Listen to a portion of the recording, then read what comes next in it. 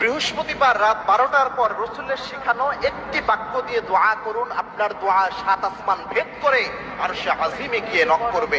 আল্লাহর হাবিব সাল্লাল্লাহু আলাইহি সাল্লাম নিজে শিখিয়ে দিয়েছেন। তিরমিজি শরীফের হাদিস এটি।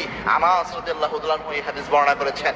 আনাস রাদিয়াল্লাহু তাআলা আনহু বলেন, এক লোক একদিন আল্লাহর হাবিব সাল্লাল্লাহু আলাইহি সাল্লামের পাশে বসে দোয়া করছিলেন, বিশ্বনবী এবং আমি বসা। আল্লাহর হাবিব সাল্লাল্লাহু আলাইহি সাল্লাম বলেন, আনাস, এই লোক দেখো দোয়া করছে। দোয়ার মধ্যে সেই লোক বলছিল, আল্লাহ আমাকে এটা দেন, আমার এই প্রয়োজন পূরণ করেন, আমাকে এই নিয়ামত দান করেন।